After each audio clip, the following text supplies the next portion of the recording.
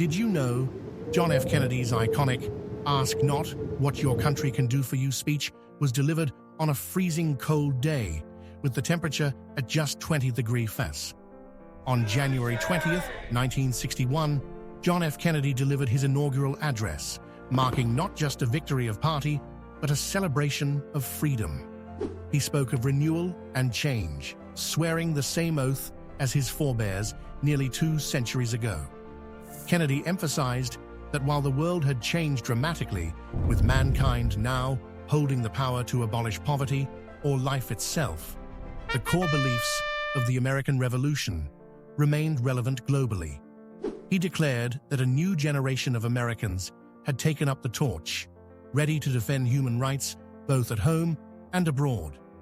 Kennedy's words resonated with a powerful message that every nation should know America's unwavering commitment to liberty, regardless of the cost or burden.